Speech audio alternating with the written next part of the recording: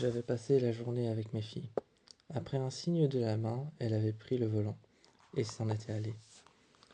La portière qui s'était fermée. Je savais que quand je me retournerais et que je fermerais la porte derrière moi, ce ne serait plus la même vie que j'avais derrière. La vie que j'avais avant, que je menais avant avec ma femme, s'était en allée en voiture, en BMW X1. Alors qu'elle s'était en allée en voiture, quand je me retournerais, je savais que je n'aurais plus la même vie. Plus la même vie avec mes deux filles, mais celle avec Adriane. Je savais que je mènerais cette vie avec Adriane. Alors je ne veux pas faire le moralisateur, ou je ne voulais pas jouer les moralisateurs, ceux qui moralisent tout le temps, qui corrigent tout le temps, ou alors qui continuellement disent les choses pour nous contredire. Je ne voulais pas jouer ce genre de personne. Mais il était vrai que dans ma tête, une petite voix me disait qu'il fallait que je parle à ma femme. Mais Adriane, j'étais tellement bien avec lui, j'avais l'impression de devoir choisir. J'avais l'impression de devoir choisir entre ma femme et lui. Et je ne voulais pas choisir. Quand j'étais chez Adriane, tout se passait bien. On buvait un verre ensemble. Il y avait la cuisine ouverte, qui n'était qu'un énorme bloc de béton. Il y avait l'évier dedans. Et il y avait la grande fenêtre sur le côté. Chez ma femme, on était plus renfermé, au milieu des bois. Et je ne sais pas pourquoi, je m'y sentais moins bien.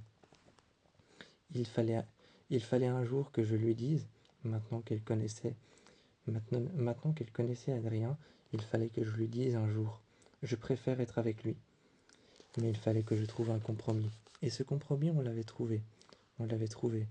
De temps en temps, il passerait à la maison. Il passerait à la maison, mais il habiterait avec moi. Pendant peut-être une soirée. Pendant peut-être une soirée avant que je revienne près de mes filles. Il habiterait avec moi dans la maison.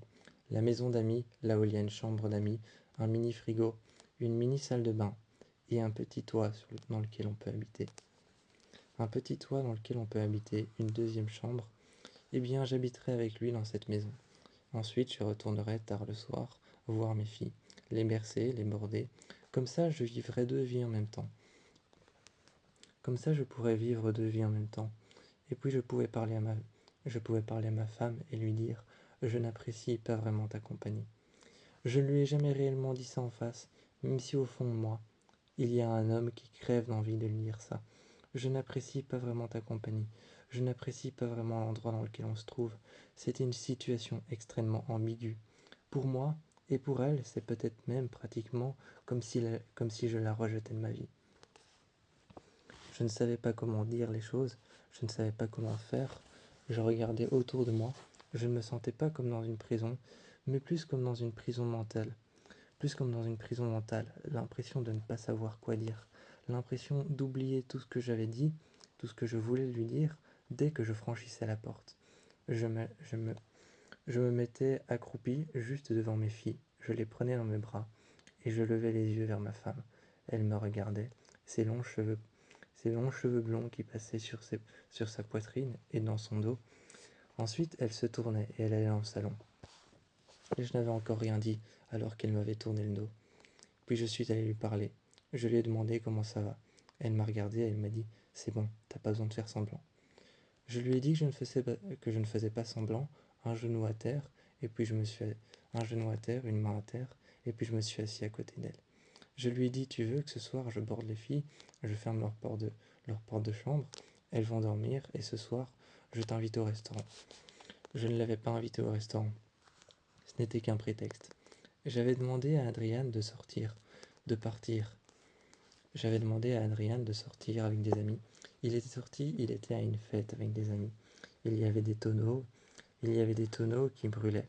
À l'intérieur, il y avait du bois qui brûlait dans les tonneaux, des énormes bidons, et il était à une fête. Une fête qui se passait sous un pont. Finalement, j'ai pris l'appartement d'Adriane et je lui ai dit: viens, monte. Et ma femme est montée. Elle regardait partout autour d'elle. J'ai prétexté que c'était un endroit que j'avais acheté, un endroit, un endroit que j'avais acheté, un peu comme un Airbnb, un peu comme un Airbnb, un peu comme un appartement que j'avais en plus de la maison, pour ne pas dévoiler que c'était l'appartement d'Adriane dans lequel je vivais avec lui.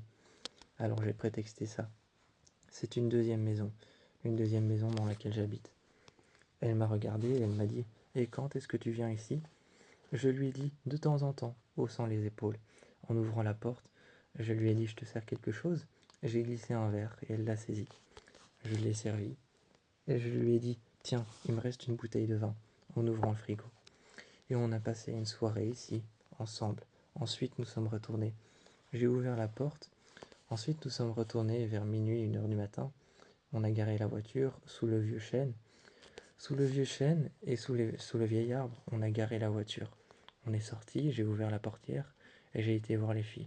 J'ai grimpé l'escalier et ma femme est restée dans la cuisine. Je lui ai dit que je m'occuperais de ça plus tard.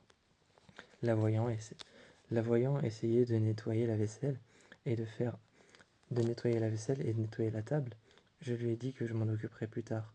Je suis monté voir les filles et ensuite je suis redescendu très tard. Non pas pour m'occuper de la vaisselle, enfin si, dans un premier temps, pour m'occuper de la vaisselle, pour nettoyer la table, pour m'occuper de la cuisine. Mais dans un deuxième temps, pour aller m'asseoir dans la chambre séparée du salon, la chambre qui est au sous-sol, m'asseoir sur le lit, ouvrir mon PC que je cache en dessous du lit. Ce n'est pas notre chambre à nous deux, mais c'est une chambre séparée, à l'intérieur de la maison, pas à l'extérieur dans l'autre maison. Je me suis mis dans cette chambre, je me suis couché sur le lit et j'ai ouvert mon PC et j'ai appelé Adriane. J'arrivais à compartimenter les choses, à séparer les choses, mais c'était assez compliqué. C'était une sorte de dilemme moral de dilemme moral qui continuait instantanément, où je devais trouver des moyens et où je devais trouver des moyens, des formules pour pouvoir nous séparer tous les deux et pour pouvoir séparer ces deux vies que je mène.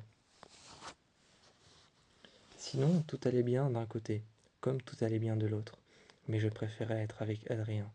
Je me sentais beaucoup mieux avec lui.